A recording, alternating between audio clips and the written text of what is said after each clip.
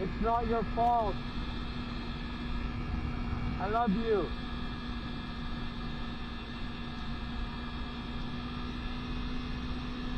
You've taken care of me in a way that you can't possibly understand. I'll do my best to take care of you. We'll get your chain done tomorrow, get you cleaned up, and you're gonna have a little nap for a few weeks. 2 weeks. 2 weeks tops, I'll come back, I promise. We'll go on a ride again. How's that sound? That's what I like to hear. I don't even know where I'm going. I'll stop when I feel like it. When the moon tells me to. Can't you guide me? The moon. Hello. Look at this.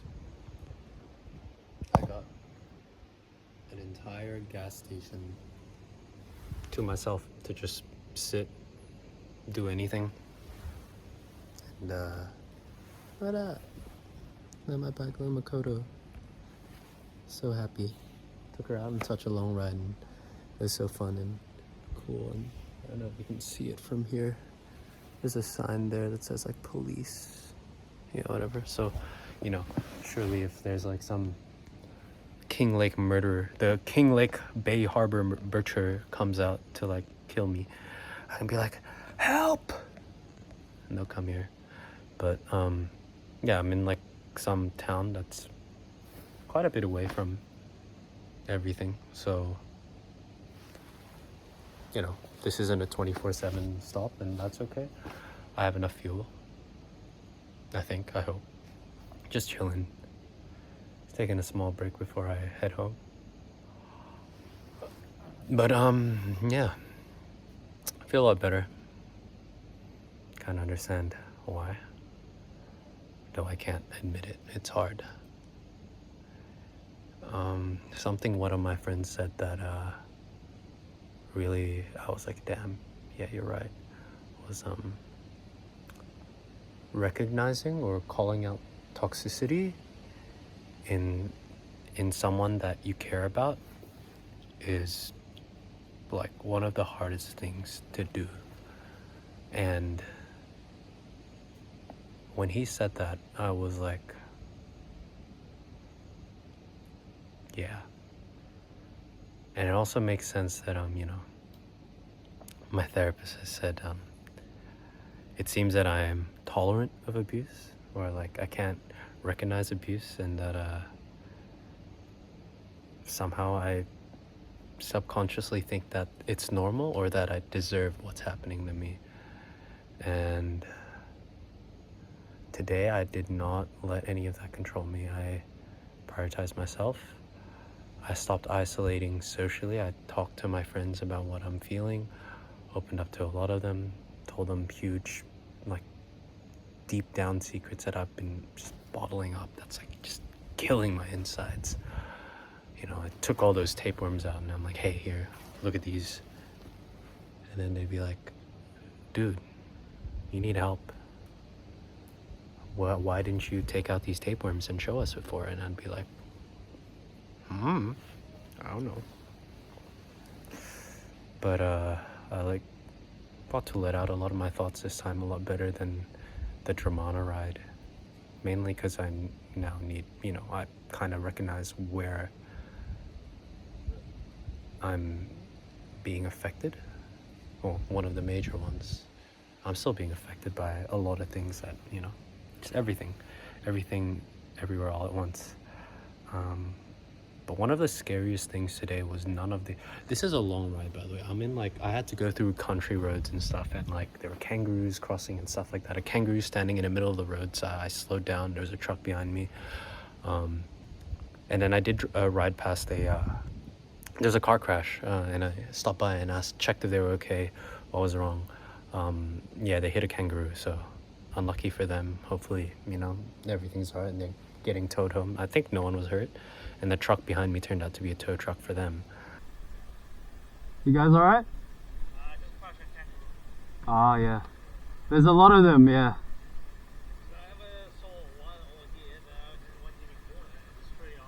Yeah. Stay safe.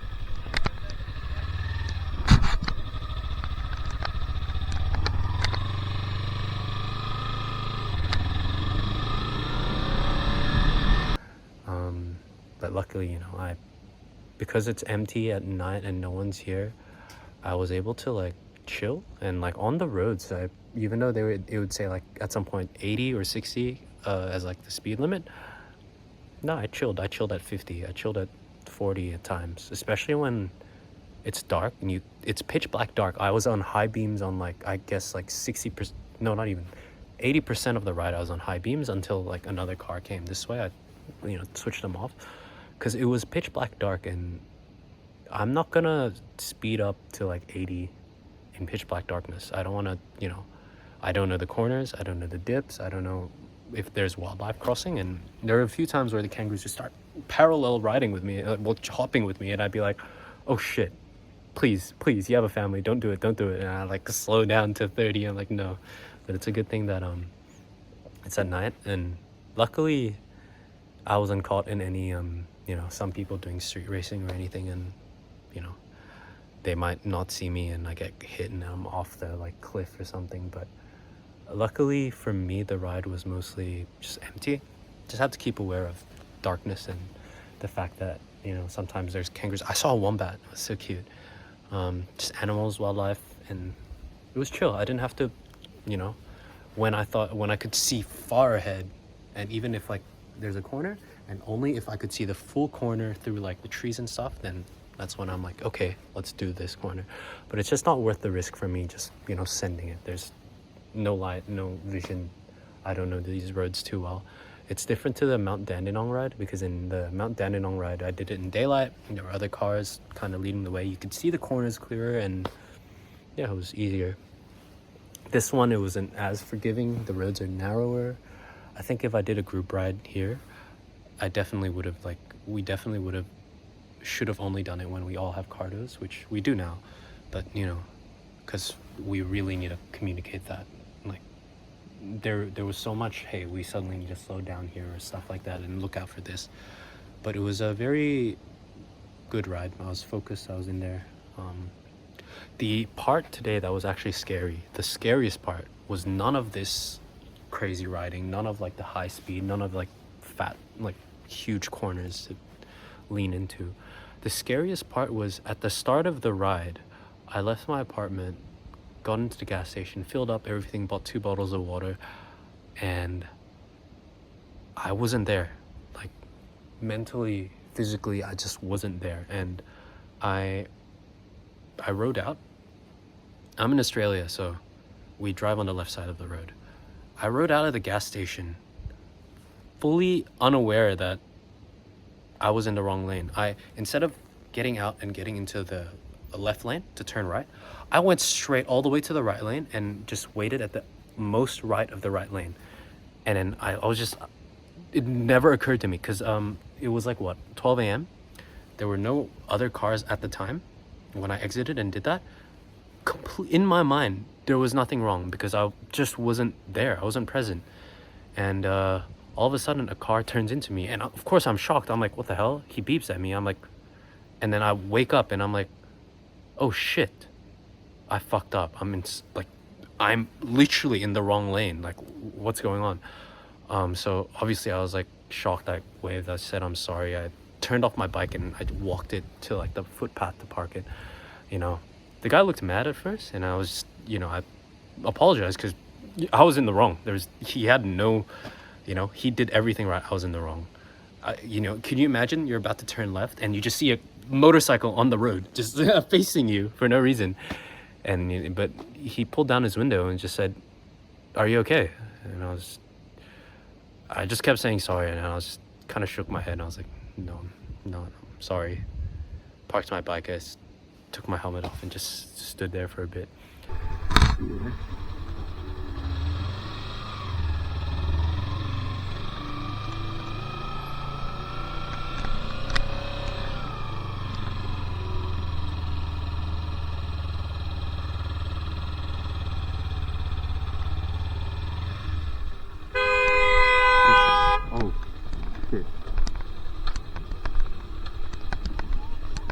Sorry, man. My bad. Sorry. Not really. Sorry, bro.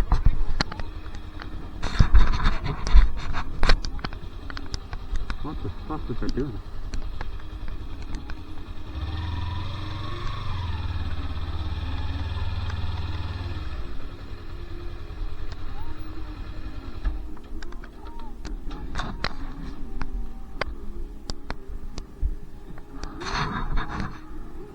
Fuck.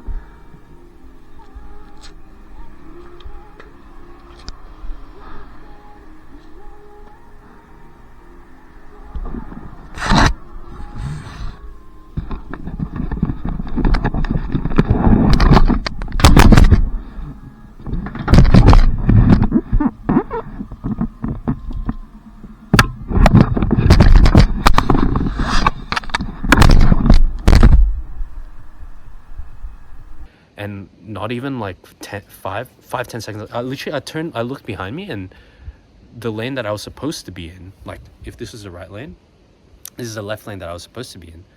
There was a highway patrol car there, and on the other side facing this way was a cop car.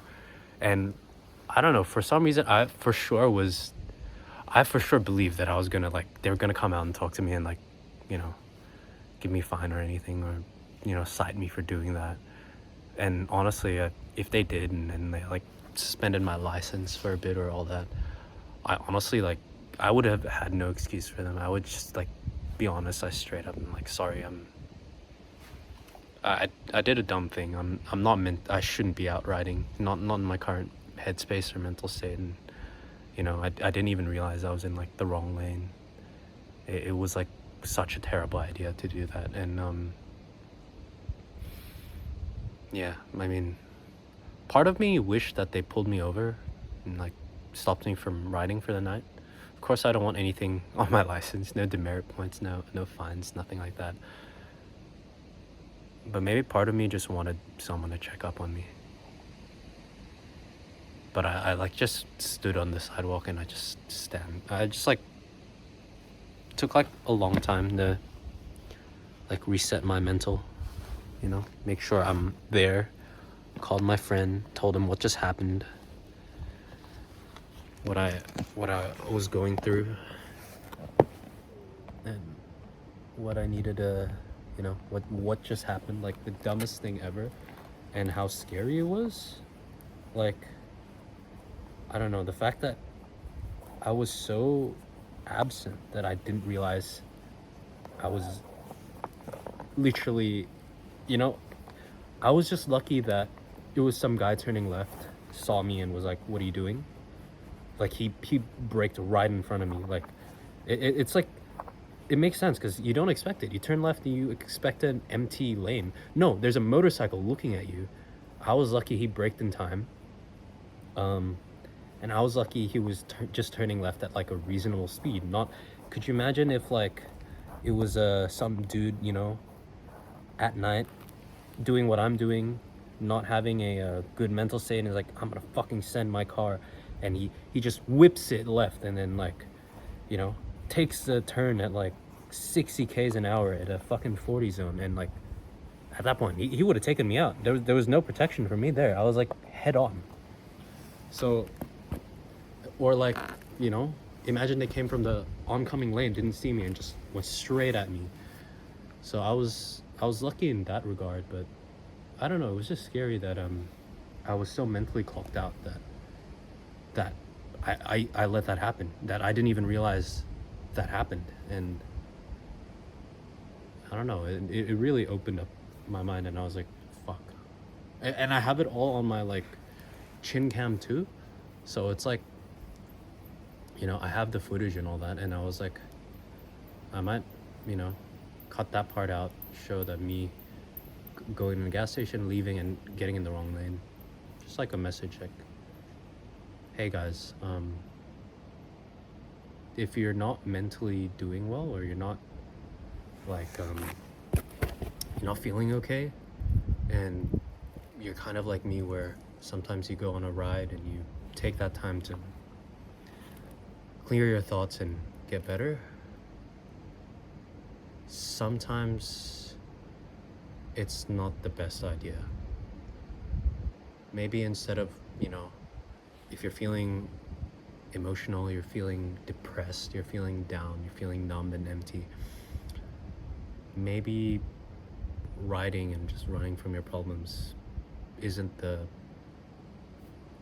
good idea, because you might not be as lucky as I was. Like, could have gone wrong so many other ways. I'm just glad that it happened in such a relatively low risk situation, instead of, imagine I was doing this country road and I forgot that there were 2 lanes just because I wasn't mentally there. That could have ended a lot worse. But the wake-up call for me, at least, was in a relatively low risk area. So I guess, like, that message, like, the main message is, if you're not doing good, you're not doing okay, you're feeling any of those negative emotions, anything that's like, you're angry at someone, you're upset, you're sad, you want to cry, bawl your eyes out, but you can't, so you make yourself feel something by, like, sending that fucking bike just out there. I don't. Of course, I'm gonna give this advice out, but I didn't listen to it. Me as a person, I'm terrible with that. I always give advice that I would consider as good and people would consider as good, and they, the advice helps them, but I don't follow my own advice. I'd be saying things to, like, hey, take care of yourself first, this, all that, and then I don't listen to any of that. I don't know, it's like as if it's a joke to me. Like, those words mean a lot, and they're good, and they, it's like, if anyone's lost, it's okay, you'll find your way, and all this and all that. But that voice, it seems that when I use that voice to help people, my ears just stop working as well. So all those words would be helpful to someone, but it won't go in my ears, and I won't do it. And I think a lot of people do that too. It's like, the hardest advice to listen to is your own or your dad's, either. Maybe if you remind yourself so much of your dad that you don't listen to your own advice, maybe that's one. But yeah, I didn't listen to my advice. Just called my friend, took a mental reset, rode back out, just calmed myself. I'm like, left lane, left lane, left lane.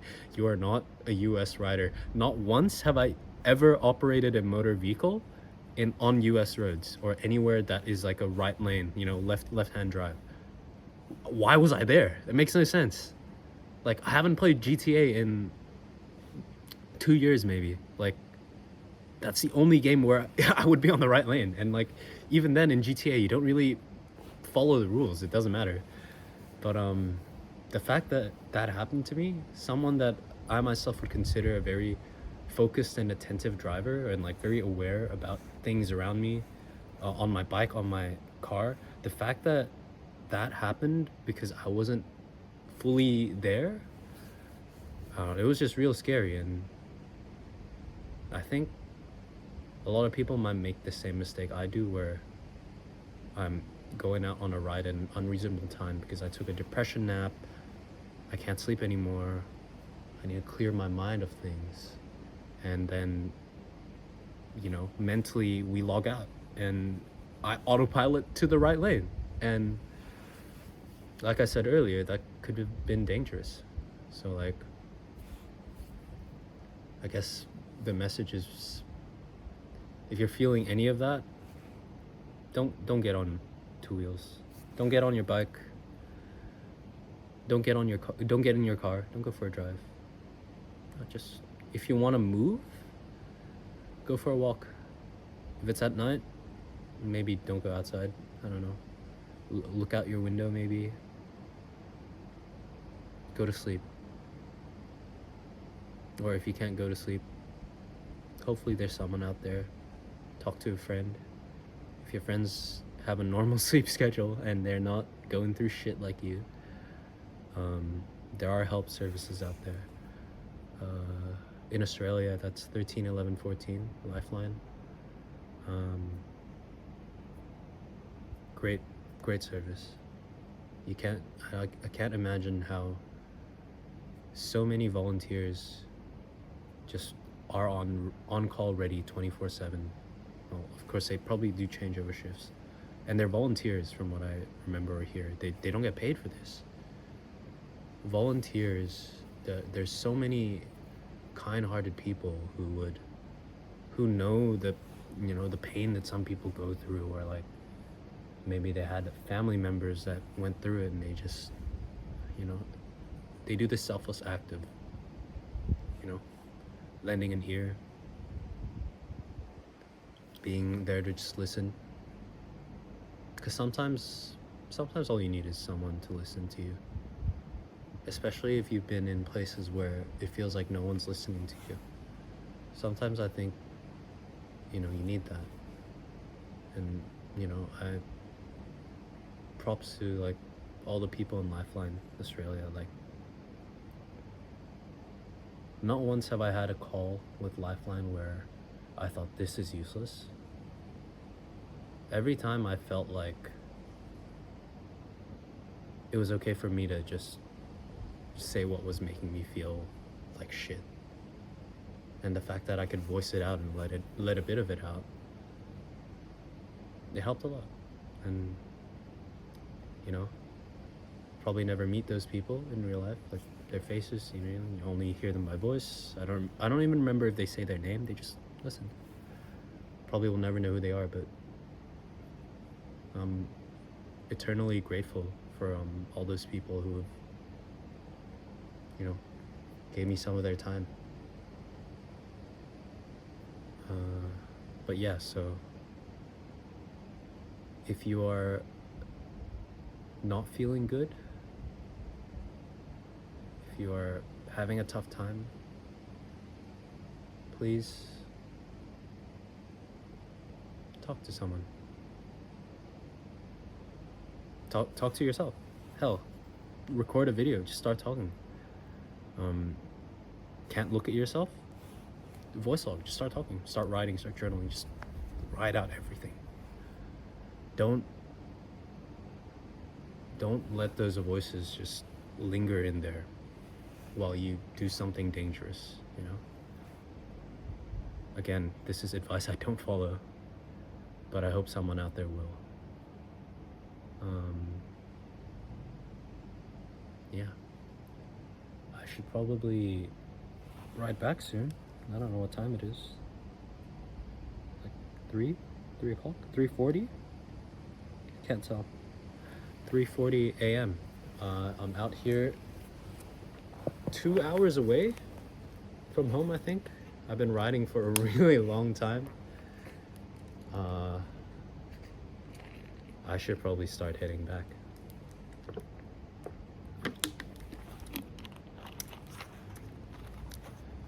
But yeah.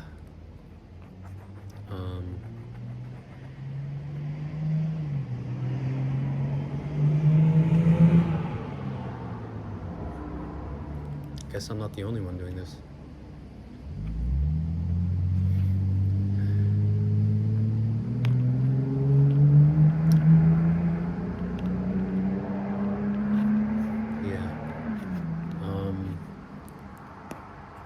Yeah, this video is mostly a self-journal thing, but with the format I'm doing it, I guess the stories I'm telling, I kind of want someone out there to hear it. If I don't know where I'm gonna upload this video, but wherever this sorry, yikes. That was straight up still water, and I'm burping. Yeah. I hope this video, whoever watches it, wherever it goes, I hope that it reaches someone that might need to hear this, but you're cared for. There are people around you that love you. Tough times happen, but it doesn't mean you have to just wallow in it alone and suffer through it. You know, it's okay to lean on someone, to talk to someone, and yeah, don't do anything drastic or dangerous while you're in this state. Make sure you, for all my riders out there, make sure you're always in a good mental state before you're out riding, or not something scary might happen. You don't know, because every ride we go on, it might be our last. We accept that risk as riders, but we shouldn't make that risk higher than what it already is. So if you're watching this video, you somehow just watched it all the way through the end, or you skipped it through the end because it was just boring and I can't stay on topic, I just keep jumping, that's okay. Just know that if you're having a tough time, there are people out there who can help you. No one you personally know is there out there to help you. Yeah, if you're in Australia, 13 11 14 Lifeline, someone will listen to you. In other countries, I'm sure there are other help, but yeah, take care, bye bye. No, I feel a bit better right now.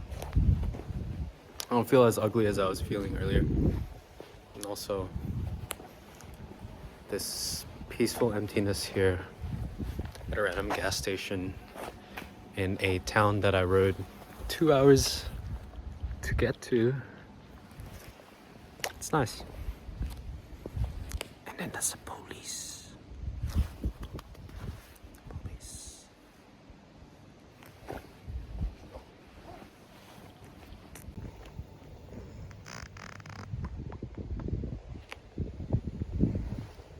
Thanks for having me, Kinglake.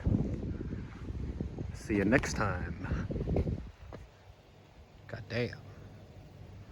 The hill be silent, and the residents